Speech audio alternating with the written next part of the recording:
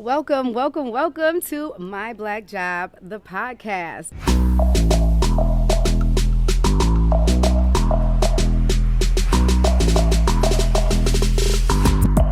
Listen, you guys have tuned in for week 2. That only means one thing, and that you are my day ones. Listen, I got something special for my day ones. Everybody who goes, like right now, take out your phones. Actually, you're on your phone or you're on your device or something, but take out something else because I don't want you to get off of this. Take out something else, and I want you to like, subscribe, follow all of our social medias.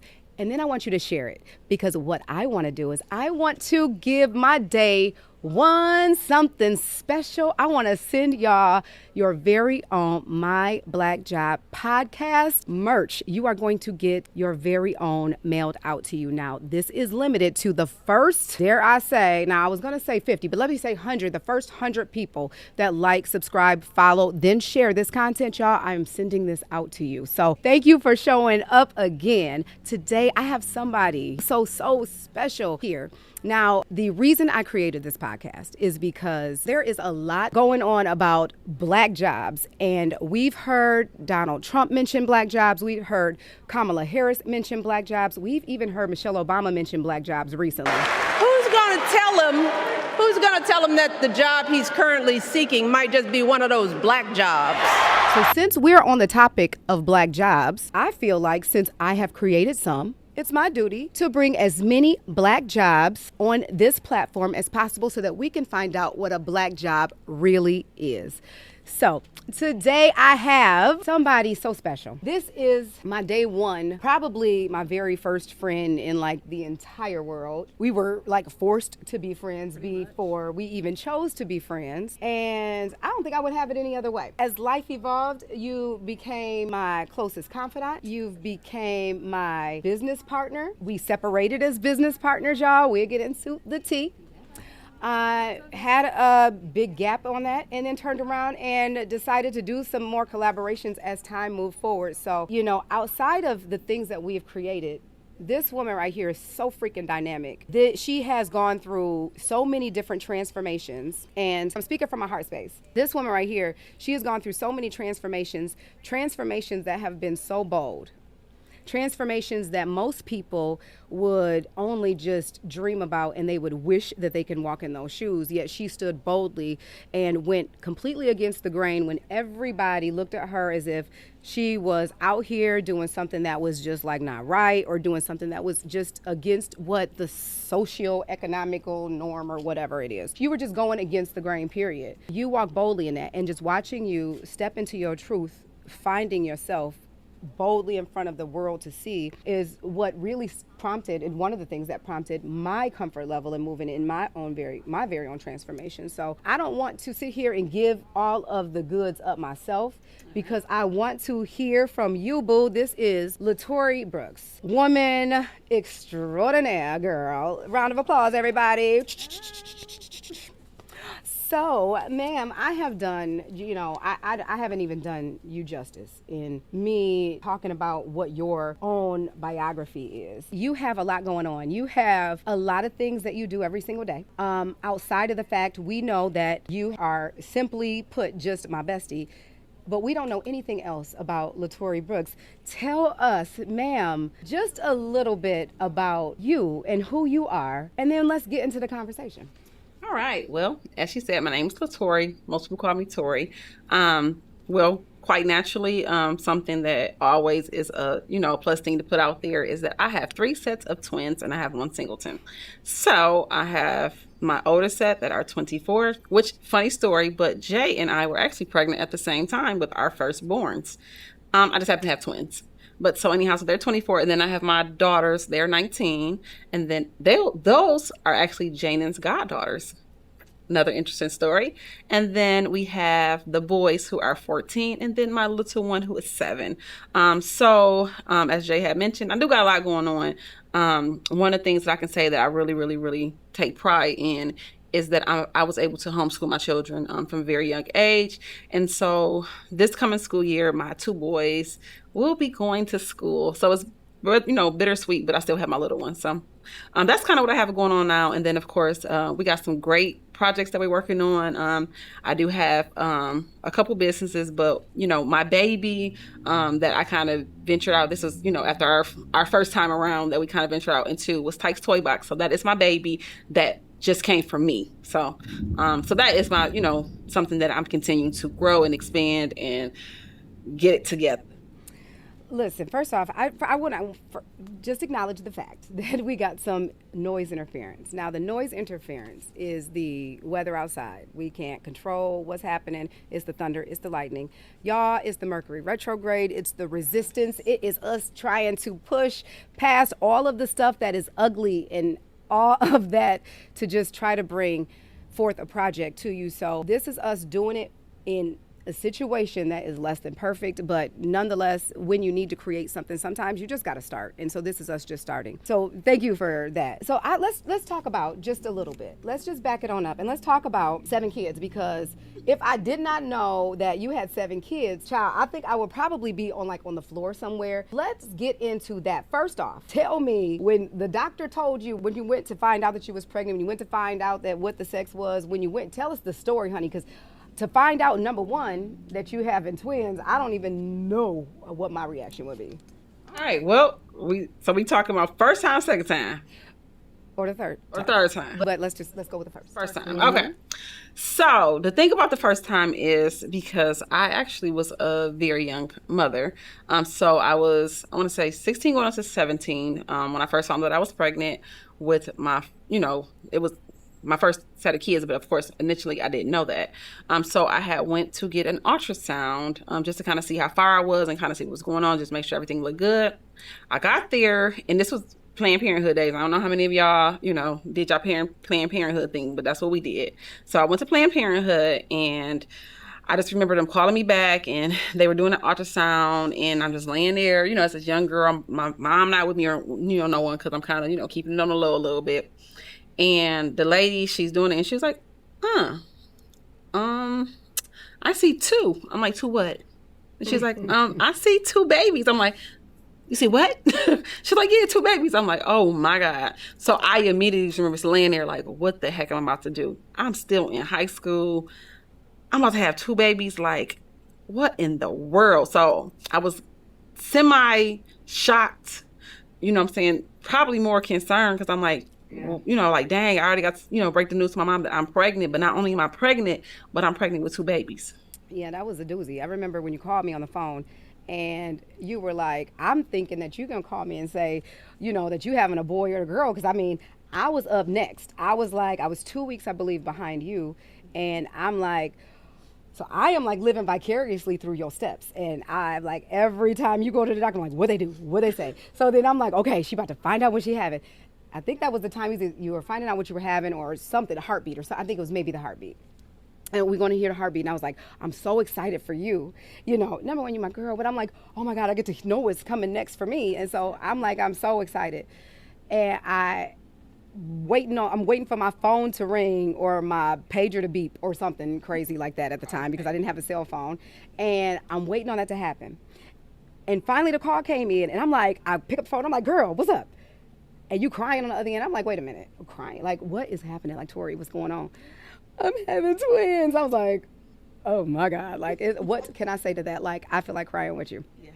So that was crazy. That was very real. Very, very, very, very real moment for me. Like, what in the world? Yeah. And so when you found out that you were having twins, let's kind of move in that journey. So you're navigating life. You got your twins. You're trying to navigate school, and you're trying to finish up and do everything that you're trying to do there. You get to a place where you meet the love of your life, and not quite. I don't know about the love of my life, but at that time, I probably thought he was. Okay. We'll go with that. Okay.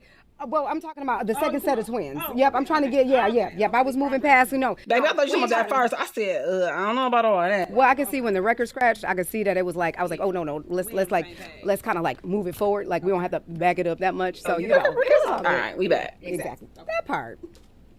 So you met the love of your life. Here y'all are, and y'all kicking the bobos, y'all together, and you guys decide to make things a little bit more official, and let's talk about when you had your second set of right. children. So, funny story. This is probably, I'm gonna share it anyhow, whatever. So when I got pregnant with my second set of twins, again, I had no idea they were twins. We thought, we were just pregnant. And I remember, telling who's now my husband at the time, I'm like, I'm pregnant or whatever. But I kind of was in this space where I kind of had some stuff going on. I just wasn't really sure about how the dynamics of our relationship was going to work. Because, some things that wasn't necessarily negative on his part, but I just didn't know how I was feeling about it. So I'm like, I remember he told me this story. I don't know if I'll share this with you or not, but he was in the shower and I was in a room and I was talking to you on the phone. And I was like, but I don't even know if I'm going to keep these kids. Like, I don't even know if I'm going to have them because I don't even know if I'm going to be with him. Yeah, because I'm like, I don't even know if I want to be with him for much longer and whatever. You know what I'm saying? I was like, so I don't know how I feel about stuff. So I was kind of just, letting you know how I was feeling. And, you know what I'm saying, then I heard him, the shower go off. So I'm like, okay, let me shut up. So we started changing the subject and we just talking. Well, we kind of went about our day. So I guess you can call me fake because I was able to play it off real good. Like everything was all peachy between us, but he kind of felt a little uneasy. I mean, girls, we can kind of fake, a thing or two. Fine, Usually I wear everything on my shoulder, but I did pretty good. But, so we were sitting there and we was in the car and I can't remember if it was this same day or it was a couple days later. He ended up telling me like, well, I heard what you said in the bathroom and that really like, that was like messed up, you know what I'm saying? So he was like, I don't know where we at with it, and I'm like, oh shoot, like I really did say that, But we were able to kind of talk through it and we decided to go, you know what I'm saying, to move forward with it and, you know what I'm saying, really work on our relationship dynamic and so on and so forth. And so anyhow, went to the doctor to find out what was going on. And I remember I was laying on the table and when I first got the news, they had told me that my doctor was worried about me having like a cyst or something. And so he was like, well, I want you to get, this checked out because I think you might have like a fibroid or a cyst or something on your uterus. So I need you to get checked out early because you already had a set of twins. So you could be high risk, blah, blah, blah, blah, blah. So we go to the doctor. The doctor does the ultrasound. And I'm like, my doctor was worried about, being like a cyst or something. And she was like, no cyst. She was like, I just see another head. Literally, y'all, if I was not laying down on the table, baby, I would have hit the ground because my eyes literally rolled in the back of my head. My husband was like, your eyes rolled in the back of your head. You was out of there for a couple seconds. So that was quite the shock right there to find out I was about to have another set of twins. And Lord knows I wasn't ready for it, for that either. Because I just, obviously. Yeah. That right there was, then you called me again. And so I was like, it can't be two sets of twins, so I think I was just equally as shocked. And then we get to the third set. Now, you called me on the third set, and then at that point, you almost was like, listen, you already know the answer, what it is. And I was like, twins again. Like, we was just like, twins again. For sure. And so, then your third set of twins got to be how old? And then you guys decided to go ahead and do the dog on Thug Thizzle yet once again. Baby. All right. So the third set of twins, they were actually the only planned children that I have to date. Sorry, for the other kids, but it is what it is. So they are literally the only planned children that I have. And so that seventh one was an oopsie baby. Mm-hmm. And the situation was really weird how she was even conceived because we wasn't even staying in our own house at that time. I don't know if you remember that time, where we was looking for a house to purchase and our lease was up, at the house that we were staying in. So we decided to stay with my uncle for a little bit. So, it's kind of weird to know that you was, smashing your uncle's house. Right.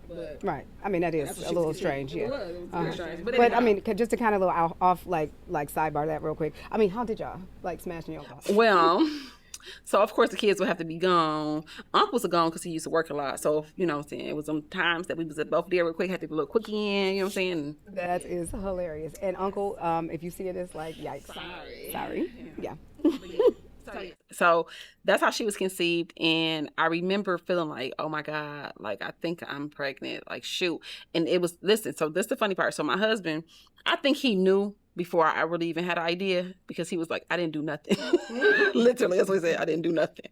But anyhow, so felt like I was pregnant. So he was like, well, let's go see what's up. So we had got this pregnancy test. And at this time we were on our vegan kick. So we were on our vegan kick and we went to this vegan soul restaurant. and we was like, we had, had the pregnancy test, and he was like, you got to, we're going to go in the bathroom and take the pregnancy test. And so he was like, you got to leave it in the bathroom because I want to be the one to see the results first. I'm like, all right. So we leave the pregnancy test in the bathroom. Well, I go in there and use the bathroom, leave the pregnancy test in the bathroom. And I'm just waiting. I'm at the table like, okay, he need to hurry up. He need to hurry up. Like, what is he doing? He taking forever. Don't take that long. And so he come out and he comes sit at the table. He kind of just looking like, trying not to like tell one way or another. And he was like, yep, we about to have another one. And I'm like, get the heck out of here. So I really had mixed feelings. So I wasn't sad, but I wasn't exactly happy. I kind of was pretty neutral. And I guess I wasn't as surprised because I kind of had some type of indication. So. Right. I mean, so I know we're talking about, Black jobs, and we're talking about, us Black people actually working in these jobs. And you might wonder why we're talking about having all of these children. Well, it's important because, number one, your family is absolutely everything to you.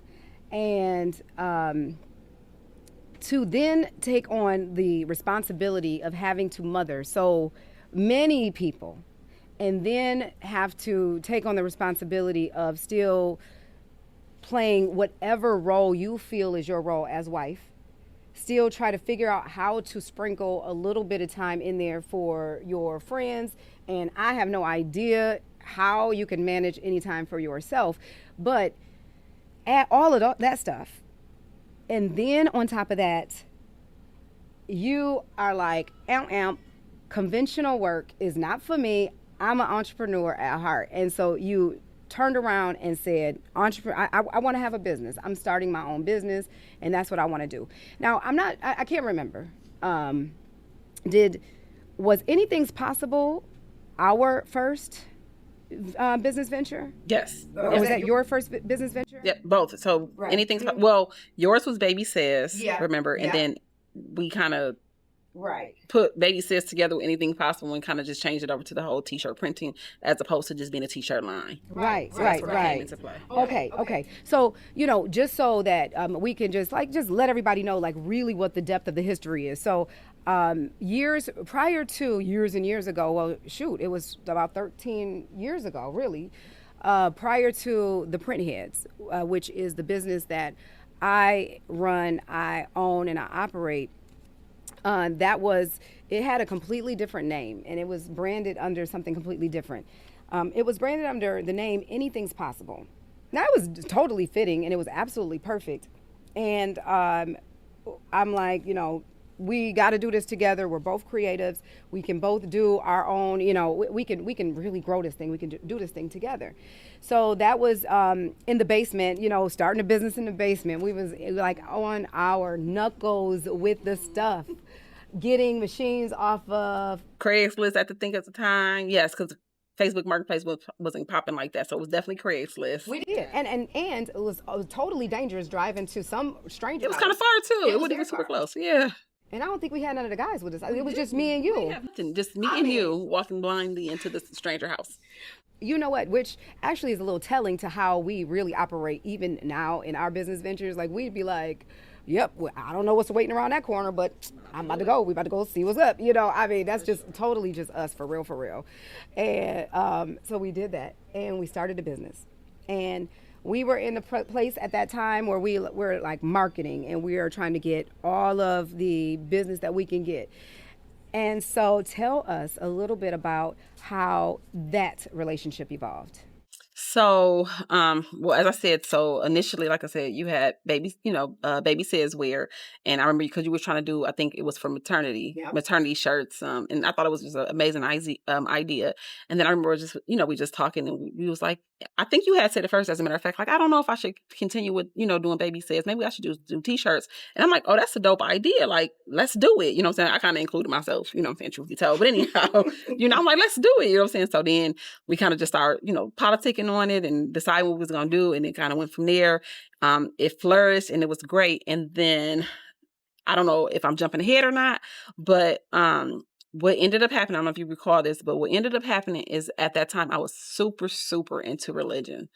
And I had went from a Christianity stage to Hebrew Israelite stage. So I was in my Hebrew Israelite stage, and it was so important for me to keep the Sabbath and to do certain things and only celebrate holy days and so on and so forth. And I remember feeling, and it was eating me alive, because I'm like, dang, this is my best friend, and I can't be present as much as she needed me to be present, when she has stuff going on, like pop-up shows and stuff on Saturday. And I'm always like, well, I can't go. And so it falls on you. And so I just remember really like just laying there, and I just remember one day it was like, that's not fair. And I was like, you know what, I'm just gonna have to I'm gonna pull myself back, because that's not fair to her, and I'll just have to figure out something else. And so I remember that's kind of how it dissolved. But in terms of the time that we did do it together, I mean, the business was doing really, really well. It was growing, so it wasn't that it was something that was like slowing up. It actually was increasing, and we were getting more pop-up shops and more different things. And like I said, I just felt that I couldn't be as involved in it as I would like to have been, based on what I truly, truly believed at the time to be gold. Right, right. You mentioned that you left. You said you weren't not able to show up for me. You felt like you weren't able to show up for your friend because there were certain things, certain events that were going on that we were trying to do to collectively to grow our business, and because of your religious beliefs at the time, that completely prohibited you from moving. Which I want to say something to that, because that right there, to stand in such truth, whatever that truth meant for you, was a beautiful thing. And I'm not gonna lie, I had a little lump in my throat,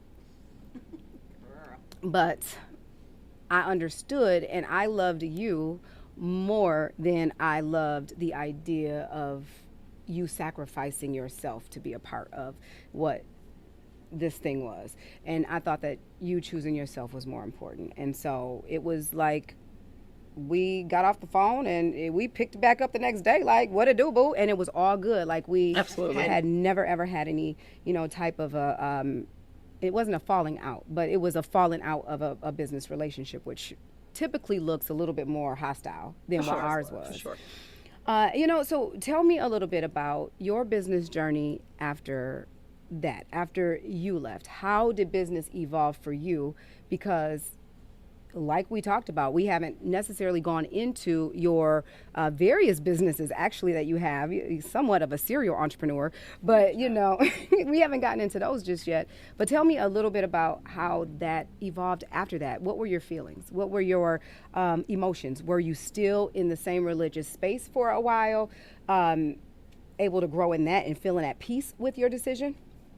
So actually, when I decided to part ways, just based on where I was at spiritually, I ended up going back. I don't know if you remember, I ended up going back into corporate America. So I ended up going back into the mortgage industry for a while.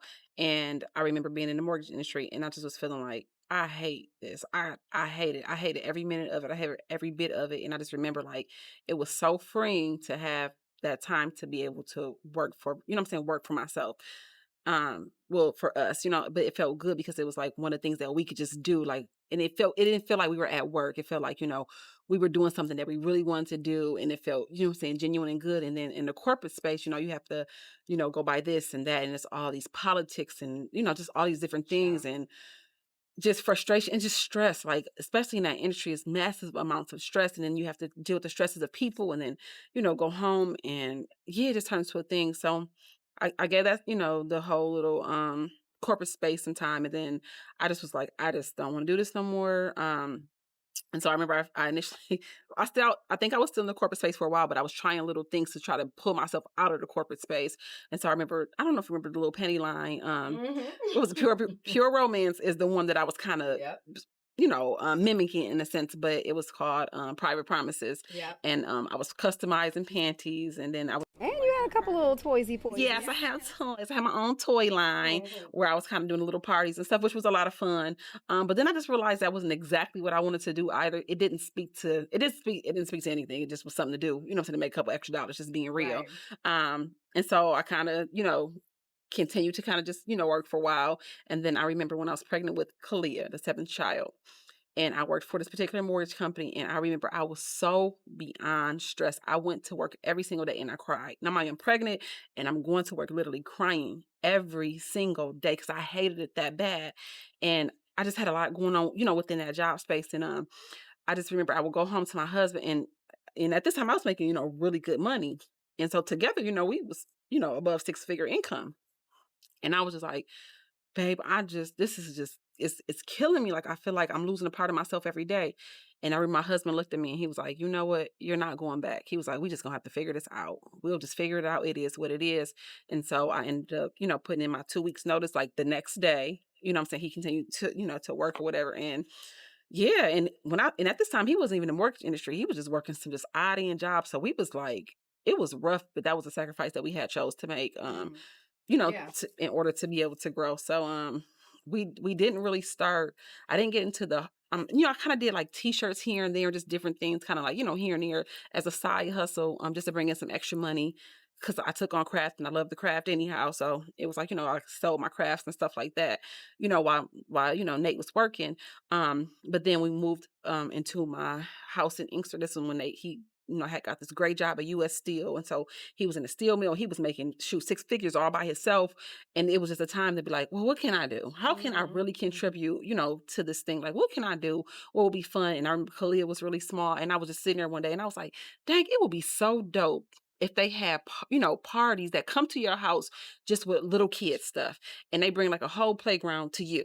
And I was like, because I don't always want to go to the playgrounds, all the kids and germs and the big kids trampling over the small kids and all that. And I remember thinking that, and it hit me. I just sat there and I was like, that would be dope. And it was really like, oh, and I'm talking to my husband. I'm like, Nate, what would be dope if it was a party that can come to you. And so that's kind of how the whole vision, it literally started from that. And we just kind of started. Well, let's take a quick little pause and let's shout out business that you're still actually running and operating, and it's doing its thing. The top soft play business in the Midwest. Y'all come through with it, boo. What's the name? Tyke's Toy Box. Tyke's Toy Box, which is... So Tyke's Toy Box is our soft play business, and so we specialize in soft play equipment for toddlers. We are actually in a little merger. We're trying to do some different things, and so we're expanding at this time. So we'll talk about that a little bit later. But that's still not it. There are still so many different layers to you, and and I'm like, you know what, y'all, this story, like, we could really be here all day, and I want to speed the story up a little bit because I really want to get to the ending. I think that the title, Delay is Not Denial, is certainly the perfect topic for this entire segment, or this entire podcast today, because there have been a couple of things that you mentioned. You were talking about my journey into, prior to us starting something together with Baby Says Where. And Baby Says Where was just something random I came up with. And it really wasn't random, actually. That was the maternity shirt line that I wanted to create, which had really nothing to do with anything. It was just another way to make money, and it was a business idea that I had. But it came to me like later on that sometimes you just need to be prompted. You just need to have something to just push you just a little bit so that you can actually walk through the door.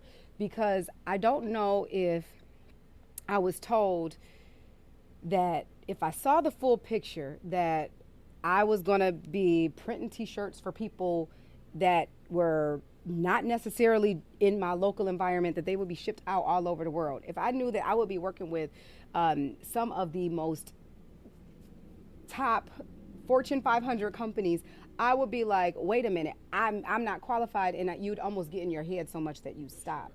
So sometimes there needs to be a delay, and the delay is a requirement, and it's the requirement because that is when you are actually figuring stuff out. You're going through your lesson season, you're going through all of the changes, and so when you were talking about your reasoning for stepping aside, it was really prompted based off of transformation.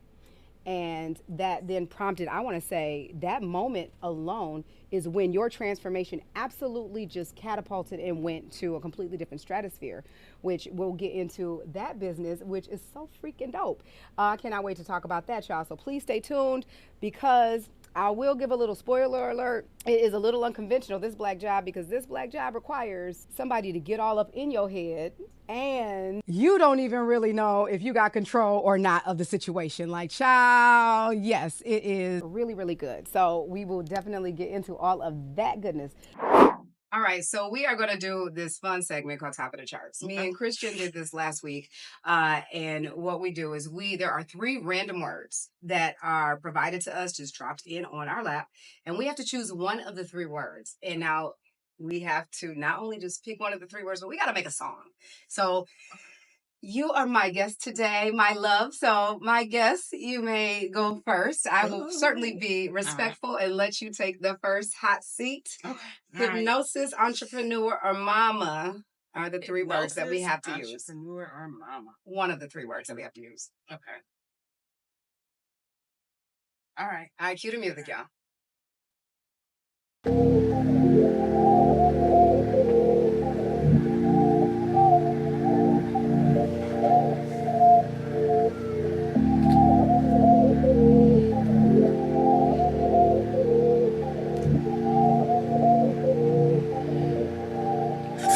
Hertz straight up. Okay.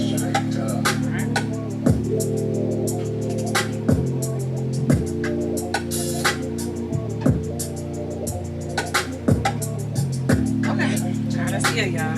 Let's go. All right. Ooh, shit. All right. We make it top of the charts, girl. In this game called life, sometimes I have to think of twice if I want to be a wife, a mother, or a hypnosis. And sometimes I gotta figure it out, pull the trigger, be on 3. Hey, because what else could I be? That's the best part about being me. I do this stuff real naturally. 30 Hertz straight up. So, I'm a mama. I must admit, yes, I'm a drama. Sometimes when I go to work, because, I know I'm about to hurt. My feet been standing on all day long, and I know one thing, I know that's wrong, because I am doggone the boss up in here. And why am I sitting here looking like this? I'm sitting here every day thinking about how I'm gonna make this pay. I gotta pay my bills and theirs, and I don't know where this is going. And so I know that I had to get me some mental peace. I needed to come and I needed to rest. So I hit up my girl and said, hypnotize me, please, oh please, because I need to see what I see. I need to understand where I'm going, because I don't know if this is working. Yes, I know I can't really flow, but this is so. Let's go. Okay, that's what it is. 30 Hertz straight up. Top of the charts, we all the way up. We top of the charts, yes. Up. We top of the charts, we all the way up. We top of the charts, yeah. We top of the charts. I'm always going. We top of the charts. Yes, we top of the charts. If you don't know nothing, no, we top of the charts.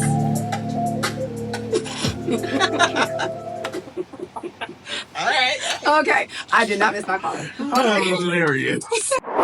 So this has been a dope show because I have had you here. We have acted a doggone fool, per usual. I don't expect anything less than us to just clown and act a fool. But I want to go just a little bit deeper, because I think that as you've started to evolve on your journey, your transformation has been quite deep. You have gone through periods of being ostracized. You have gone through periods of dark nights of the soul. You've gone through periods where you have had to actually stand in the face of going against the current and standing in what you felt was your truth. And that is something that's powerful, because everybody, I think, should be standing in whatever that truth is for themselves. So you, I think, you are absolutely qualified to really talk about this. Tell us a little bit, Tory, about your, and it's It's so timely because spirituality is religion versus spirituality is a real huge topic that people are really trying to navigate and they're trying to understand where they stand in it. And you come from a background of actually being having heavy religious influences on your life, and then now you have now transformed to a place where you're operating more in a spiritual place. But that is even bubbled over into a brand new business, which is where we're going to talk about your new black job as a da da da da. We'll just leave that for when you go there.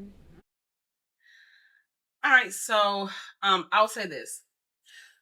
So, of course, like most, black people, um, we're kind of just almost given religion in a sense, right? So Christianity, most of us, it just falls in our lap when we're born. Our grandparents are already in it, you know what I'm saying? So it just becomes who we are quite naturally. So that was kind of my story. So my grandmother, she was, really, really heavy into the church, and you know what I'm saying? So she was at the church all the doggone time. So it was just natural that I wanted to go to church with her because I thought that was the best thing to do because it just sounded like that's what you're supposed to do. So, Sunday school, church, so on and so forth. So of course, my mother was not in church at all.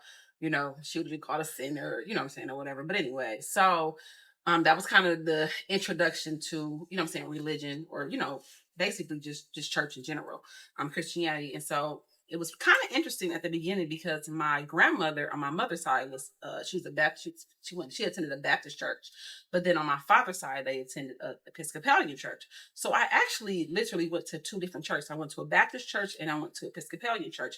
I got baptized in both a Baptist and an Episcopalian church. And the final verdict was for me to get old enough to decide which way I wanted to go. So anyhow, throughout the years, I kind of, just went to both church. And then I really resonated with the whole Baptist thing. And I think it was really probably just because of the music and, the choir and just all those type of things and the heavy preaching. And the Episcopalian was more kind of, in my opinion, kind of like kind of laid back, drawn out. It was not as vibey as, I'm saying, the whole Baptist church thing. So that's kind of where, where you originated. Yeah, where you started. And then that's a lot of our stories, and really that's deeply ingrained in us due to, being enslaved years ago, hundreds of years ago. That was forced upon us, and so that was so deeply ingrained in our DNA that it's always been a thing as far as we know. But you decided to break free and you decided to go rogue, and you did it while your mom was still sitting in church, while your best friend was still sitting in church, while all of your other friends were still sitting in church. You decided to break free and you decided to do something different. How did that feel when you said, y'all, I'm not resonating. This is just not who I am these days, and I just got to do me? That was actually a pretty rough period. And the reason why I think it was so rough is because, really when I got into a place within Christianity, I was so dedicated to Christianity and really wanted to be pleasing to the Lord and inside of the Lord, all these things that I made sacrifices. I'm talking about literally, there were friends that I were cool with or like my cousins and stuff, and I just would no longer hang with them because he wasn't considered to be evenly yoked. So then to transition once again. So now all of my friends that I have are in the church, or, everyone that I have any type of relation to are in the church. And it's like, now I'm taking this journey, and it's like, dang, who can I share it with? And so in addition to, me not really having no one besides my husband to really share it with, then you had the people that were your friends that's no longer there looking at you like you are now a demon, or, you know what I'm saying, you are possessed, and, you're all these different things. And so that's really like a hard space to be in. But, one thing about who I am and I've always been is I understood that once I understood something, then it was real for me. And once it became real for me, then I was going to be dedicated to learning more. And so that's really how even the transition came from out of Christianity. I didn't just wake up one day and was like, hey, I want to go into, spirituality, because I didn't even know what spirituality was.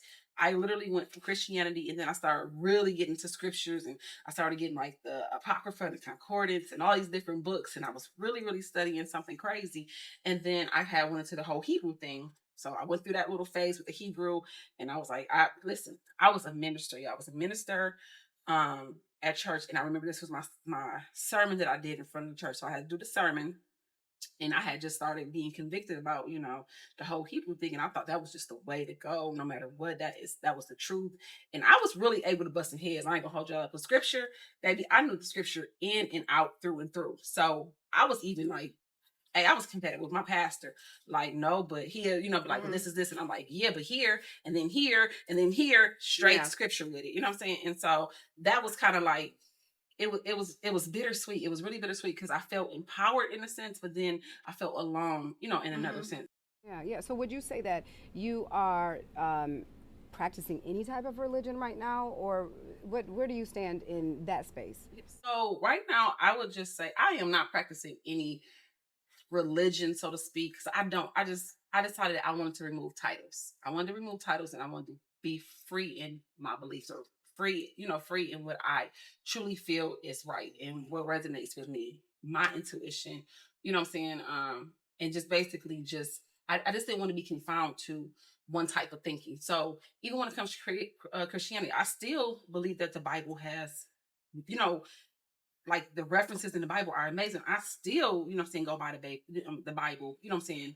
And then there's other things within spirituality. There's chakra balancing and stuff, like understanding energy, like that's the thing, you know, so it's all these different things. And so I don't want to be put in a box as any one religion. Like another thing, this is probably the thing that probably threw most people off, like voodoo.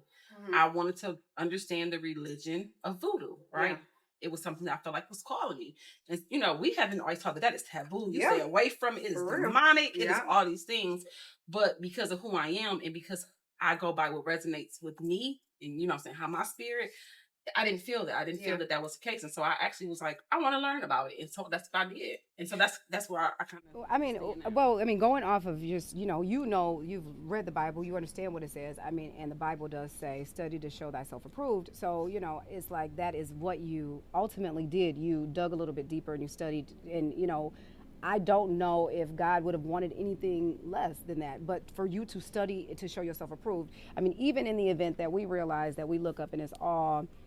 That Christianity actually was the way to go. You still followed what you were supposed to do. You studied to show that you were approved. So should you do a turn around the block and find yourself back in the seat of Christianity, should you not? But if you do, that is still a journey that you needed to take in order to study to show yourself approved. Anyway, I don't even know if that is part of the thing, but you know, that's just how it feels. It feels like that is part of the journey sometimes. You got to break away in order to. Yeah. I mean, essentially, in my opinion, I think one of the biggest parts of this journey is really being able to, because we're not taught to get in touch with self. Yeah. When we're younger, we're always taught to look outside of self for everything. Look for the help that's coming from the Lord, you know, just all these different things. And it's like, so where do I fall into place with this? Yeah. When do I have to depend on me? When do I have to be accountable? Because in certain ways, you know, it teaches us not to be accountable in many ways, because we're like, oh, the devil made me do it. You know what I'm saying? And it's never like, I just made a poor choice. You know what I'm saying?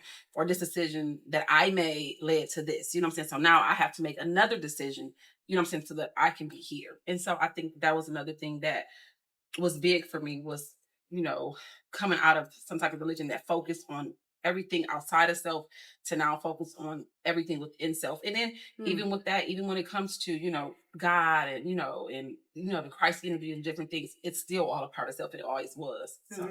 I think you said something that was profound though. You were saying that, you know, just when we take the power outside of ourselves and we give that power, we relinquish that, then what we do is we're not taking any type of responsibility for anything that we're doing, but we're also not learning the lesson, you know. So it's like it's easier to say, oh, that, you know, it was because of that happened, or it's because of that happened, or God knows my heart, or whatever the isms that we continuously say. And then we look back up and we find ourselves doing the same thing all over again, not understanding that we are continuously keeping ourselves in a loop, in a cycle, when if we just learn the lesson, then we can move beyond the cycle, you know. So that is kind of where I have realized that, no, I got to take some responsibility for my stuff. So that was really good. That was profound. So how did you ultimately create a business out of your whole spiritual transformation journey? So in church, when I wasn't, you know, part of church, I had, you know, gifts that I operated, you know, they were fully operational in church. And so, you know, one of the gifts was just a gift of knowing. Another gift, which people call it, you know, prophecy, or, you know what I'm saying? And so in the spiritual realm, you know, you might be called a reader or a psychic, or, you know what I'm saying? So it's the same energy pretty much. Laying of the hands, transfer energy, It's laying in the hands in church or casting out demons in the church. It's transferring energy or transmuting energy in spiritual, in the spirit realm. And then speaking in tongue was what it was called in church. Spirit realm is called speaking light language. It's all one and the same because everything is everything. That's how it lives. That's what I subscribe to. Yeah, so basically, I essentially had all these gifts that I were, that was being used in the church. And I seen some miracles. Let me say this, in church, I did see some miracles. And so basically, there was a point in time where I associated those gifts only with the church, and that was it. And so I shied away from them. Then when I was going through my journey and just, dark night of the soul, and I did my, ayahuasca retreat and just different things. Oh, ayahuasca. Oh my God. We got to just touch on that just a little bit in a second. Okay. So ayahuasca retreat, so all these different things. So then my gifts were brought back to forefront. Like, this is something that you didn't lose. Yeah. It has always been there. You chose to just lay them down and and allow them to be dormant. And so it was like, you have to use these gifts in whatever space because they're gifted to you. If you don't use them, they will be removed from you. You know what I'm saying? So use them. So essentially, I just took the same gifts from Christianity and tied it into how can I help people? Because I still believe in, just basically living righteous. People just think because, I'm not a Christian or I'm not a part of a religion any longer, then you just fall apart and you just lose everything. And it's like, no, I still, believe in being honest. I still believe in loyalty. I still believe like the fruits of the spirits and just all those, those rich things, that I was taught. Right. And so basically I really literally just brought those things into spirituality where those same things, you don't lose the gift of just knowing, right. You don't lose, being able to speak in tongue. That's the gift. It's still there. So you just use it in a way that, works for where you are. So that's how that's how you transformed it. Yeah. And so, so you went through that, you created a business where number one, you created the business, you had the vision, and then you went to school and you studied to become a licensed hypnotherapist. Am I saying I got to put some respect on that name? Hypnotherapist, not only hypnotherapist though, but quantum, because I work in the quantum field, but quantum journey hypnosis. Excuse me. Hypnotherapy, so quantum baby. I know, got to put some respect on it. So, tell us a little bit, just for people that don't understand what hypnosis is, what the quantum realm is, even though it's a conversation that a lot of people are having a lot more freely these days, but you still get those things like, I'm not letting nobody playing up in my head. And, you get a lot of that type of stuff, a lot of that resistance and pushback. I would imagine that this has to feel like another one of those go against the current moments for you. Absolutely. Especially within the African American community. We are skeptical about everything. And so you hear that a lot, am I going to come back? Where did you go? Yeah, people think they're going to lose their mind. It's going to take them somewhere and somebody's going to, have mind control, take over their mind, and they're not going to be able to think anymore. And it's that's the furthest thing from what hypnosis is. Yeah. And so I just, sometimes. Can you explain? Tell us what hypnosis is, and then, tell us how regular hypnosis might differ from being in the quantum field. For sure. So hypnosis, it's really just another healing modality. And so hypnosis, it basically, so what it is we have something called a critical faculty. A critical faculty is a part in our mind, right, that separates our subconscious mind from our conscious mind. Well, one of the things that happen is when you get certain information, your ego is always trying to protect you, right? So your subconscious, nobody will protect it, so it has to filter what comes in. Well, what hypnosis does is it puts that critical faculty to sleep so that the information that you need can go in and you can start making those life-changing, changing things that you want to incorporate in your life, without the resistance. So basically, essentially, his hypnosis is just really removing the resistance that you would come against any other way. So for instance, if you're a person that want to lose weight, anyone that has ever went on a weight loss journey, they know it is rough. And even if you, started for a little bit, eventually you just go back to, to regular behavior, right? Well, essentially what happens with hypnotherapy is that if that's something that you want to do, then basically you're just reprogramming the mind to respond the way that you want it to respond. And so the hypnosis is not doing anything that, that the subject doesn't want them to do. So the subject is very aware of what's going on throughout the whole process of hypnosis. So it's not Like, you have to give me permission to be able to even hypnotize you, or otherwise you wouldn't be able to go into hypnosis. Right, right. I mean, and really just to take, just to gotta go deeper into that story, I was, again, I always had an interest in hypnotherapy or just being hypnotized, period. I've seen it on TV and I was like, dang, I want to do that. It almost looked like a roller coaster or something. Like, I want to ride that ride. But I never had the opportunity to until recently when, you were going through the process, and as any type of practicing therapist, clinician, or whatever, you need those hours to practice in order to really perfect your craft. So, I'm like, hey, sign me up. I got you, bestie boo. I'm there for you. So I was like, I'm down. And I went through it. And so going through the journey, I was like, I was, you said, can I have permission to access your mind? And I'm like, every step of the way, I'm like, okay, do I close my eyes now? And she like, no, just open them, just okay, just. And I'm like, wait, I'm still awake, y'all. Like, I'm supposed to be like asleep or something. Like, I'm not supposed to feel like me. And you like, it's good, it's good. So you were like, do I have permission to proceed? Yes, you got permission to proceed. And then you took me on a journey, and it really felt like I was talking to you. We were kicking it. I mean, and not really like kicking it like we are now. I almost felt maybe like I was a little drowsy, and I was like a little tired, like it had been a long day. And I was like, so you're talking slow and like that because I'm laying down, and at this point, I'm just trying to, I'm really trying to focus on being absolutely genuine, because what I did not want to do is give any type of fake answer. And I wanted to be real in that space. So, you took me on this journey, and as you were taking me, we were moving through the quantum realm, and I was actually visualizing you were taking me to a series of places, and I was going to a building. And inside of this building is where I actually was able to connect with what I learned to be my higher self and my guides, my spirit guides. And so when I was doing that, you asked me what one of the names was and of my spirit guide. Now, though I don't necessarily remember what the actual name was, it was something like Larry or something like that was one of the spirit guides.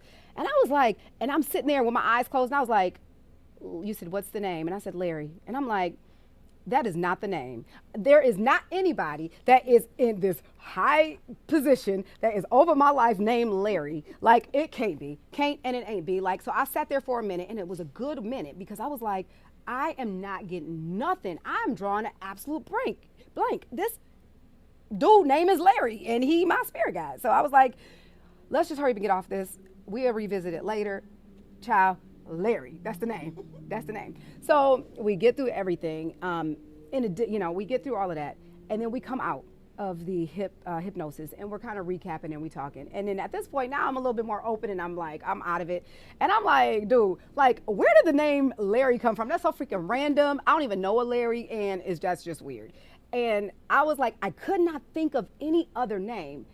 And you said, you dropped the freaking doggone bomb on my head. And you said, because you gave me permission to access your subconscious mind, you could not think of anything else, because you gave me permission to access that space.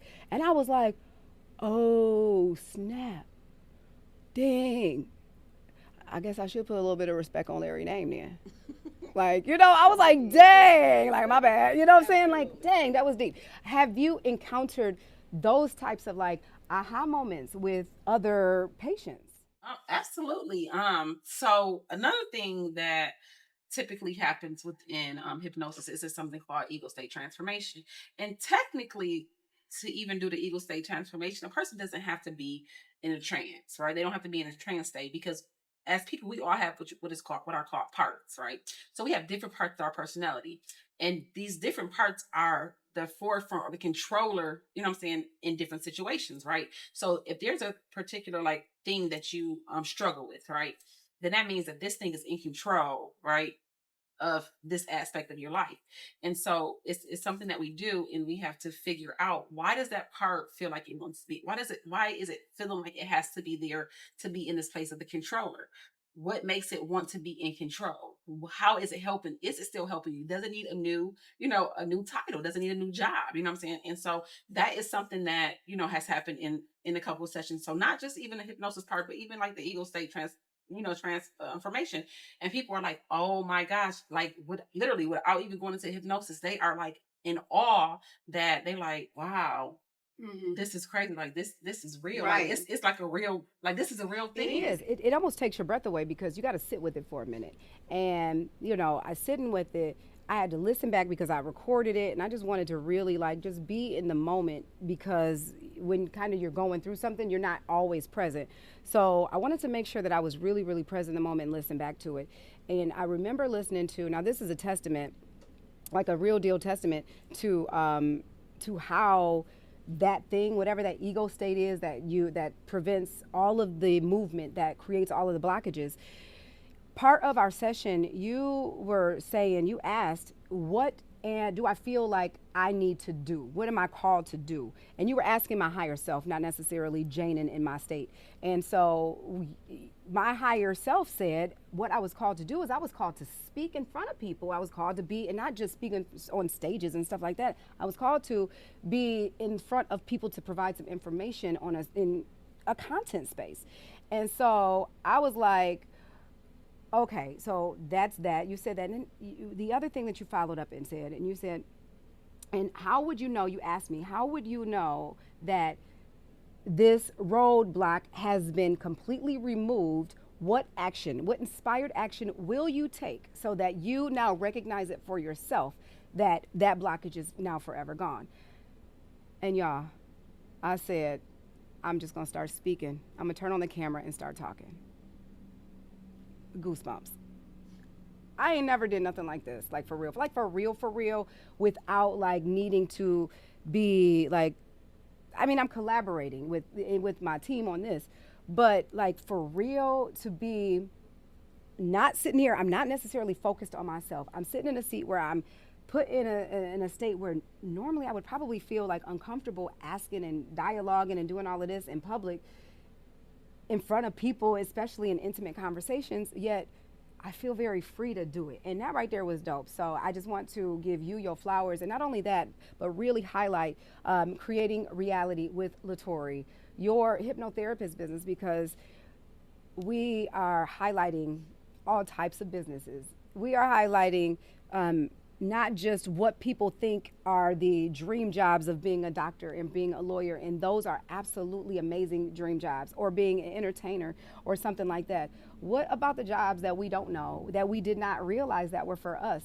What are the jobs that are the hidden jobs, the esoteric jobs, some of the jobs that go a little bit deeper into the psyche, and historically they've not had practitioners that look like us? Absolutely.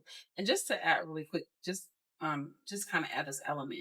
So one of the things that I think is amazing about quantum hypnosis is because you're in the quantum field, right? And the quantum field is basically being in the abyss of the unknown, right? So you're here, but you're in a different, reality at the same time. So you're with your spirit guides, you're with your higher self. Sometimes you might be with your inner healer, right? But these are all aspects and parts of you.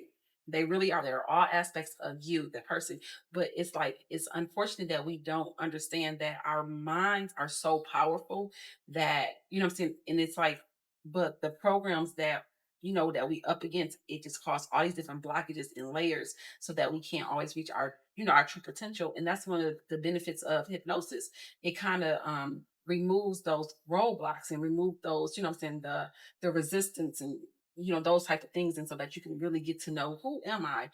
How does this really look? And then it's so subtle. The process is so subtle because people think it's like, because they see stage hypnosis and think you're going to be out here barking like a dog and stuff. And it's like, it's nothing like that at all. And it's so subtle that a lot of times after the sessions is over, people don't ever think that they really went into trance. Well, one thing that helps them to realize that they have gone into trance is just asking those questions. Well, what will happen?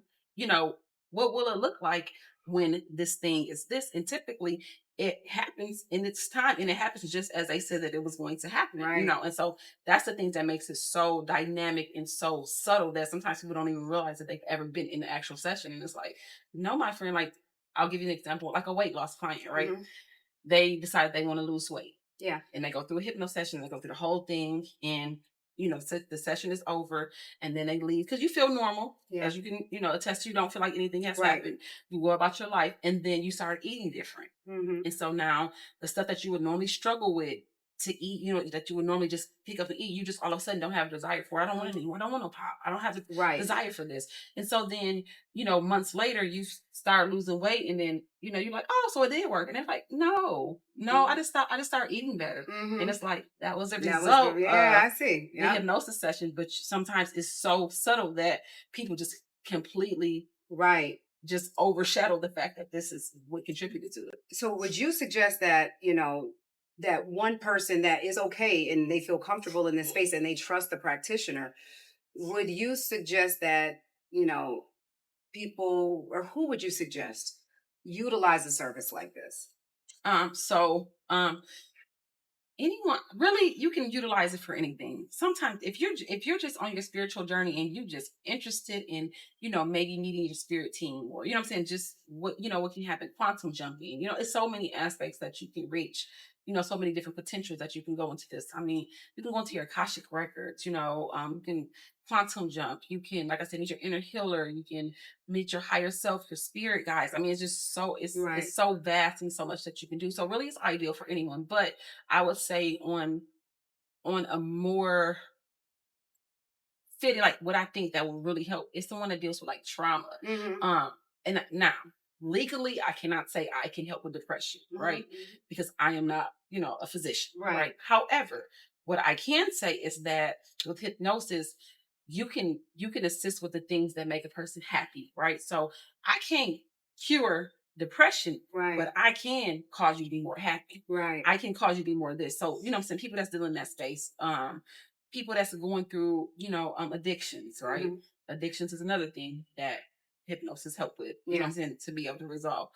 Weight loss. I mean, really, essentially anyone that has anything going on that, wants, more clarity or wants more information. So well, I was when you sent me the text message letting me know that that you were like jam packed, so freaking booked, like your calendar was just locked and loaded with clients, like that right there. It made my heart so warm just to see how people have evolved into a space where now they really want to tap in a little bit more into their selves. And please correct me if I'm wrong, but I want to say, I know you were absolutely booked up for August, and I want to even say part of September or all September. I don't know if it's all of September, part of September. Yeah, please tell everybody how they can book with you. If you're even taking new clients, and if you are taking new clients, if she's opened her book and she's taken new clients, if you are interested in tapping into something like this, to learn yourself a little bit better, I don't know how long I would necessarily wait to be jumping online and, clicking the link. So, but, let us know a little bit more about that. I'm not sure where you are. Sure. So, before I even allow, if someone goes to my website, which is www.creatingreality with Letory, they can go in and they can schedule a consultation. The consultation takes about 30 minutes. It's called a discovery call. So I don't just accept anyone. So someone can just go on my site and just book a hypnosis session. A couple things have to occur. We have to resonate with each other's energy, because I don't want anyone to come in with like major skepticism, or, I don't want it to be a trust barrier. And I just want to know, like, are they a right fit? Like, what is the purpose behind what you're trying to do this for? Because obviously my whole goal is to help, not to hinder, or to help and not to, help somebody with a false ego state, right? To develop more of a false ego state that doesn't make any sense. So that would be the first step. So the first step would be going to book a discovery call. And so I do have availability for discovery call. So if someone, wanted to go on a website, they could book a discovery call, because it's not like a full session. Right. Full session takes a couple hours. So, and then from there, I will be able to allow them to see, the availability based on the schedule. So I do have some availability for September. Not a whole lot, but I do have some space for September. Okay, so just because I know I want to respect your time and I know we got to wrap up soon, but I want to ask you a couple of questions.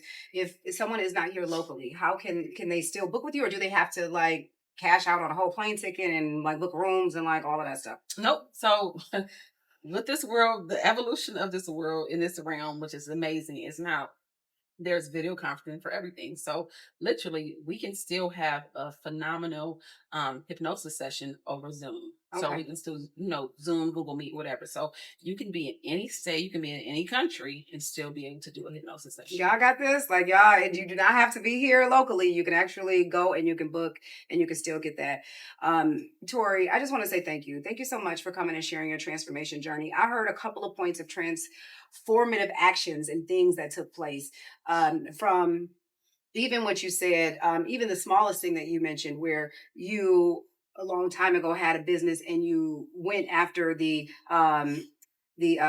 private promises in the panty line, the underwear line. You went after that solely just to make money, and here you are now transformed to a place where I am not even thinking about the money primarily. I have to make sure that we resonate first. So that is a beautiful, beautiful, beautiful transformation, because we oftentimes lead with money as if money is everything to us. And once we realize that money is simply just an exchange of energy, Absolutely. then we know that when it needs to come our way, it'll come. And when it needs to leave, it needed to leave to go to someone else for a reason. Absolutely.